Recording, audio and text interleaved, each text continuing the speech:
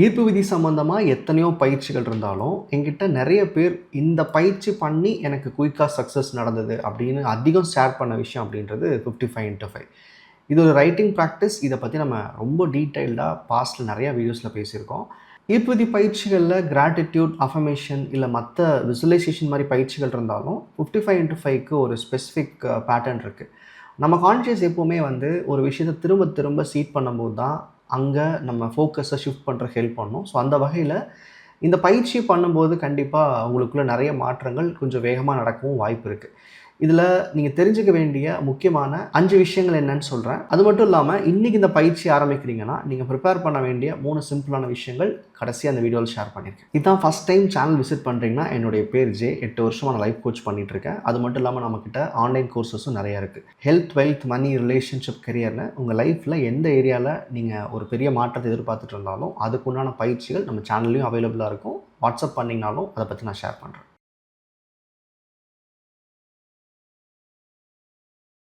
55x5 பொறுத்த வரைக்கும் பயிற்சியாக சொல்லணும்னா இதில் பெரிய புரிதல் அவசியம் கிடையாது. 5 நாள் தொடர்ந்து ஒரு டாபிக் எடுத்துக்கிட்டு அது உங்கள் லைஃப்பில் நடந்த மாதிரி கிடைச்ச மாதிரி தினமும் 55 தடவை எழுதுனீங்கன்னா அந்த பயிற்சி முடிஞ்சிருச்சு. ஆனால் இந்த பயிற்சியை இவ்வளோ சிம்பிளாக எடுத்துகிட்டு போக முடியாது. இதில் ஒரு சில விஷயங்கள் நீங்கள் கடைப்பிடிக்க வேண்டியது இருக்குது. அதில் ஒரு 5 விஷயத்தான் இப்போ நான் ஷேர் பண்ண போகிறேன். இது வரைக்கும் இந்த பயிற்சியை மென்ஷன் பண்ணி எங்கிட்ட நிறைய பேர் சக்ஸஸ் ஸ்டோரி ஷேர் பண்ணியிருக்காங்க. எனக்கும் நிறைய சக்ஸஸ் நடந்திருக்கு. ஆனால் இந்த ரெப்பிடேஷன் பயிற்சிக்கு பின்னாடி இருக்கிற பேசிக் சயின்ஸையும் புரிஞ்சுக்கணும். நம்ம சும்மா எழுதுனா நடந்துடும், ஒரு விஷயம் திரும்ப திரும்ப பேசினா நடந்துடும் அப்படின்றது கிடையாது. கான்ஷியஸ்க்கு ஒரு தேவையை முன்னிலைப்படுத்திட்டு அது தொடர்ந்து நம்ம ரைட்டிங் மூலமாக சீட் பண்ணும்போது அந்த தாட்ஸ் உங்களுடைய சென்சஸ் முழுக்க எதை கவனிக்கணுமோ அதை மட்டும் கவனிக்கிறதுக்காக முற்படுத்த ஆரம்பிக்கும். அப்போ நீங்கள் தொடர்ந்து ஒரு 5 நாள் நீங்கள் பண்ணுறீங்கன்னா அந்த பயிற்சியின் மூலமாக நீங்கள் என்ன உள்ளே உணர்த்துறீங்களோ அது சம்மந்தப்பட்ட விஷயங்களை தேடுறதுக்கும் அது சம்மந்தப்பட்ட ஆட்களை பார்க்குறதுக்கும் ஆப்பர்ச்சுனிட்டிஸை கவனிக்கிறதுக்கும் நம்ம கான்ஷியஸ் நம்ம சென்சஸை புஷ் பண்ணும்.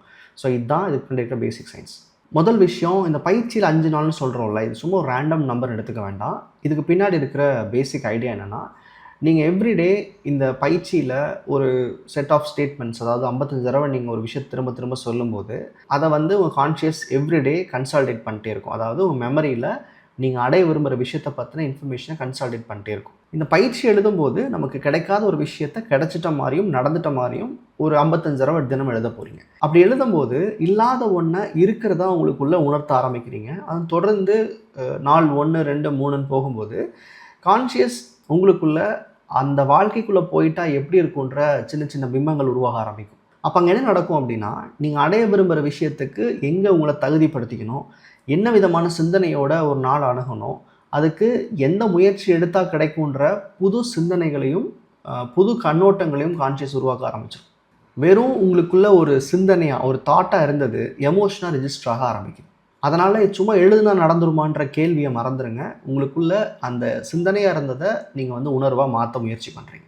ரெண்டாவது விஷயம், இந்த 55 தடவைன்னு இருக்குல்ல, இது வெறும் ரெப்பிட்டேஷனாக எடுத்துகிட்டு போக முடியாது. திரும்ப திரும்ப ஒரு விஷயத்தை பதிய வைக்கும்போது கான்ஷியஸ்க்கு ஒரு நாளில் எதை முன்னிலைப்படுத்தணும், எதை செகண்டரியாக கன்சிடர் பண்ணணுன்ற வேறுபாட்டை கொடுக்குறீங்க.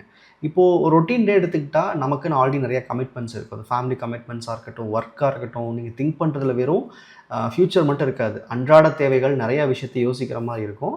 அப்போது அந்த இடத்துல உங்கள் தேவைகளை எப்படி ப்ரியாரிட்டைஸ் பண்ணுறது? ஸோ இந்த மாதிரி ரெப்பிட்டேஷன் ப்ராசஸ் பண்ணும்போது நீங்கள் திரும்ப திரும்ப ஒரு சீடை போட்டுட்டே இருக்கீங்க. சாதாரண நாளில் நமக்கு முன்னாடி வரக்கூடிய விஷயங்களை அணுகிட்டே இருப்போம். ஆனால் இந்த மாதிரி ரெப்பிட்டேஷன் ப்ராசஸ் பண்ணும்போது எத்தனை விஷயங்கள் உங்கள் வாழ்க்கையில் இன்றைக்கி போயிட்டு இருந்தாலும் நீங்கள் எதை கவனிக்கணுன்றதுக்கு உண்டான ப்ரியாரிட்டியை கான்ஷியஸ்க்கு இந்த ப்ராசஸ் மூலமாக டீச் பண்ணுறீங்க. நீங்கள் நல்லா நோட்டீஸ் பண்ணிங்கன்னா தெரியும். இந்த மாதிரி பயிற்சிகள் செய்யும்போது ஃபார் எக்ஸாம்பிளுக்கு நீங்கள் ஒரு கார் ஆசைப்படுறீங்க அப்படின்னா அந்த கார் அடிக்கடி ஏன் நீங்கள் ரோட்டில் பார்க்குறீங்க? இதுக்கு முன்னாடியும் அந்த கார் வந்திருக்கும்ல, அதை பற்றி யாராவது பேசியிருப்பாங்களா? அந்த பயிற்சி பண்ணும்போது கான்ஷியஸ் இதுக்கான எவிடன்ஸை ரியாலிட்டியில் தேடிக்கிட்டே இருக்கும். அந்த கார் போனால் தெரியுறது, முக்கியமாக நீங்கள் ஆசைப்படுற அதே கலரில் கார் தெரியுறது, இல்லை அதை பற்றி யாராவது பேசுகிறது, இல்லை நீங்கள் ஒரு மேகசின் ஆர்டிக்கல் படிக்கிறது, இதெல்லாம் ஏன் கனெக்ட் ஆகுதுன்னா நீங்கள் எந்த விஷயத்தை முன்னிலைப்படுத்தணும்னு நீங்கள் கான்ஷியஸ்க்கு சொல்லிட்டே இருக்கீங்களோ அது சம்மந்தப்பட்ட விஷயங்களை முதல் கண்ணில் காமிக்க ஆரம்பிக்கும். அதுக்கப்புறம் அது வாங்குறதுக்கான வழிகளையோ இல்லை அதுக்கான ஃபினான்ஸையோ இல்லை அதுக்கு நீங்கள் எப்படி உழைக்கணுன்றதையோ கான்ஷியஸ் வலியுறுத்த ஆரம்பிக்கும். இது நீங்கள் சயின்டிஃபிக்காக புரிஞ்சுக்கணுன்னா RASன்னு ஒரு கான்செப்ட் இருக்குது, ரெட்டிகுலர் ஆக்டிவேட்டிங் சிஸ்டம்னு சொல்லுவாங்க.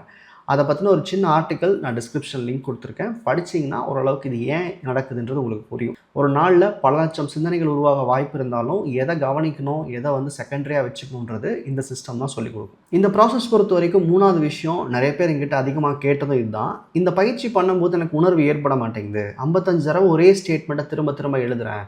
அதில் எந்த உணர்வும் எனக்கு ஏற்படல. இது வந்து சரியாக நடக்குமா அப்படின்னு.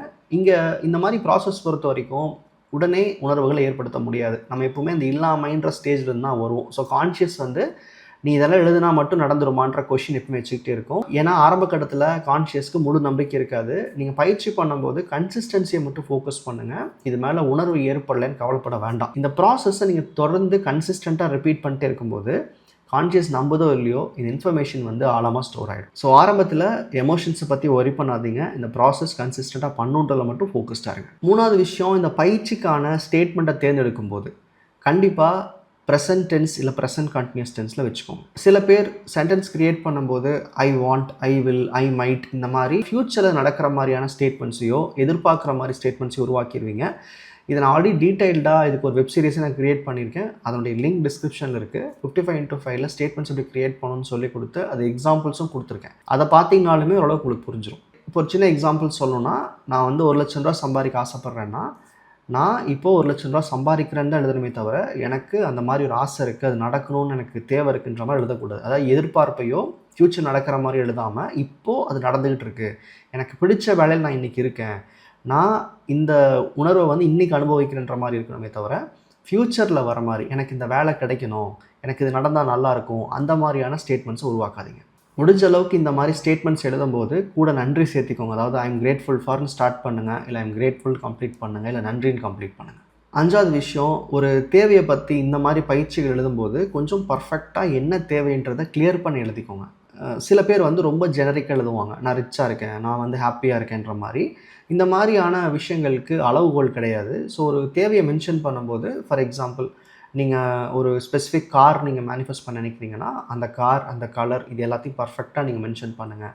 ஒரு வீடை சொல்கிறீங்கன்னா அதில் ஏதாவது ஒரு டீட்டெயிலிங் கரெக்டாக அந்த ஸ்டேட்மெண்ட்டில் சொல்லுங்கள். ஒரு வேலையை நீங்கள் மேனிஃபெஸ்ட் பண்ணுற மாதிரி இருந்தாலும் இந்த பயிற்சியில் அது என்ன வேலை, எப்படி இருக்கும், இல்லை ஒரு ஸ்பெசிஃபிக் அமௌண்ட்னாலும் அதை மென்ஷன் பண்ணி எழுது. இது வந்து ஒரு சீடிங் ப்ராசஸ் தான். அதனால் வந்து இதில் ரொம்ப ப்ரிசைஸாக போகிறதோ இல்லை ஒரு நம்பர்ஸ் பேஸ் பண்ணி சொல்கிறதோ தப்பு இல்லை. ஆனால் இதே ரூல் வந்து மற்ற பயிற்சிகள் போகும்போது வேறு மாதிரி இருக்கும். இங்கே நான் சொல்ல வர்றது என்னென்னா, நீங்கள் எழுதுகிற அந்த ஸ்டேட்மெண்ட்டில் அவ்வளோ கிளாரிட்டி இருக்கணும். பொதுவான ஸ்டேட்மெண்ட்ஸ் வேண்டான்ற. இந்த பயிற்சியை நீங்கள் நாளைக்கே தொடங்கணும்னு நினச்சிங்கன்னா ஒரு சிம்பிளான 3 விஷயம் சொல்கிறேன். அது இன்றைக்கே ப்ரிப்பேர் பண்ணிட்டீங்கன்னா அந்த பயிற்சி செய்ய ஈஸியாக இருக்கும். இந்த 5 டே சைக்கிள் ஸ்டார்ட் பண்ணும்போது எப்போவுமே அதில் சூஸ் பண்ணுற ஸ்டேட்மெண்ட் வந்து நம்மளுடையதாக இருக்கணும். ஜஸ்ட் லைக் தட் எங்கே இருந்தாலும் காப்பி பண்ணி போடாதீங்க. இன்ஸ்பிரேஷன்ஸ்க்காக அஃபர்மேஷன்ஸ் இல்லை கூகுளில் சர்ச் பண்ணுற தப்பு கிடையாது. ஆனால் அந்த ஸ்டேட்மெண்ட் நம்ம லைஃபோட பொருந்துதா, அதுதான் நம்ம எதிர்பார்க்குறோமான்றதை புரிஞ்சிருக்கணும். ஸோ நாளைக்கு ஆரம்பிக்கிறீங்கன்னா என்ன ஸ்டேட்மெண்ட் எழுதலான்றதை ஒரு 10 நிமிஷம் உட்காந்து யோசித்து இன்றைக்கே ரெடி பண்ணி வச்சுக்கோங்க. 2வது விஷயம், இந்த மாதிரி பயிற்சிகள் வந்து ஆரம்பிக்கும் போது நமக்கு பொதுவாக மறந்துடும். ஸோ சரியான டைமை தேர்ந்தெடுத்துக்கோங்க. ஒன்று மார்னிங்கில் இல்லாட்டி நைட் பண்ண போகிறதா முடிவு பண்ணி வச்சுக்கோங்க. எப்போவுமே இந்த மாதிரி பயிற்சிகள் மறக்காமல் இருக்கிறதுக்கு ஈஸியான வழி, நீங்கள் ரெகுலராக பண்ணக்கூடிய ஏதாவது ஒரு ரொட்டீன். ஃபார் எக்ஸாம்பிள் ப்ரஷ் பண்ணுறதுக்கு முன்னாடி இதை நான் பண்ணிவிடுவேன், இல்லை சாப்பிட்றதுக்கு முன்னாடி இந்த பயிற்சியை பண்ணிவிடுவேன், இல்லை ஏதாவது ஒரு ரொட்டீனோட டெய்லி கம்பல்சரி பண்ணுவீங்க இல்லையா, அதனோட இந்த ப்ராசஸை டைப் பண்ணிக்கோங்க. ஸோ தட் மறக்காமல் இந்த ப்ராசஸ் பண்ணுறதுக்கு ஈஸியாக இருக்கும். 3வது விஷயம், கன்சிஸ்டன்சி பிளாக். அதாவது இங்கே நிறைய பேர் இந்த பயிற்சி செஞ்சு தோத்துட்டேன்னு சொல்கிறத விட இந்த பயிற்சியை நான் பண்ண முடியாமல் மிஸ் பண்ணிட்டேன்னு சொல்கிறவங்க அதிகமாக இருப்பாங்க. ஏன்னா 5 நாள் தொடர்ந்து பண்ணுன்றது அவ்வளோ ஈஸி இல்லை. ஸோ உங்களுக்கு ஏதாவது ஒரு மோட்டிவேஷன் தேவைப்படும் இல்லையா, அப்படி இருக்குன்னா நீங்கள் நம்மளுடைய காஸ்மோஸ் ஆப்பில் நீங்கள் ஜாயின் பண்ணிக்க முடியும். அதில் வந்துட்டு இந்த பயிற்சிகளை வந்து உங்களோட ப்ராக்டிஸ் டேஷ்போர்டுக்கு எடுத்துகிட்டு வந்துட முடியும். இது 55x5 மட்டும் கிடையாது. எனி மேனிஃபெஸ்டேஷன் ப்ராக்டிஸஸை உங்களோட டெய்லி ரொட்டீனுக்கு நீங்கள் புல் பண்ணிட்டீங்கன்னா இன்றைக்கி என்னென்ன பயிற்சிகள் பண்ணுன்றதை ஜஸ்ட் நீங்கள் ஆப் ஓப்பன் பண்ணாவே அதிலே வந்துடும். அது மட்டும் இல்லாமல் நீங்கள் ப்ராக்டிஸ் மிஸ் பண்ணிட்டீங்கன்னா உங்களுக்கு ரிமைண்டர்ஸும் வரும். ஸோ எந்த விதமான பிரச்சனையும் இல்லாமல் ஒரு ப்ராசஸை தொடர்ந்து 5 நாள் பண்ணுறதுக்கு இது ஹெல்ப் பண்ணும். அதில் நிறையா மேனிஃபெஸ்டேஷன் கோர்சஸ் இருக்குது, சேலஞ்சஸ் இருக்குது. ஒரு ஈர்ப்பு விதியை முழுசாக கற்றுக்கிறதுக்கான வாய்ப்பை அந்த ஆப்பில் நீங்கள் பார்க்க முடியும். ஃபஸ்ட் மேனிஃபெஸ்டேஷனை கரெக்டாக கன்சிஸ்டண்ட்டாக ஃபாலோ பண்ணுறதுக்கு உருவாக்கப்பட்ட ஆப் தான் அது. டிஸ்கிரிப்ஷனில் கொடுத்துருக்கேன், இல்லை வாட்ஸ்அப் பண்ணாலும் அதை பற்றி டீட்டெயில்ஸ் நான் ஷேர் பண்ணுறேன். ஸோ இந்த 5 நாள் பயிற்சியை மிஸ் பண்ணாமல் தொடர்ந்து பண்ணி பாருங்கள். 5வது நாள் இதை முடிச்சிங்களா, இதை முடிக்கும்போது என்ன மாதிரி உணர்வு இருந்துச்சுன்றதை அப்டேட் பண்ணுங்கள். இது 5 டேஸில் ரிசல்ட் வரும்னு நான் சொல்லலை. இதை பண்ணும்போது உங்கள் தேவை பற்றின பெர்ஸ்பெக்டிவ் மாறும். அது மேலே இருக்கிற அந்த நம்பிக்கை உங்களுக்கு அதிகமாக ஆரம்பிக்கும். மேனிஃபெஸ்டேஷனோட ஸ்டார்டிங் பாயிண்ட் இதுதான். நன்றி.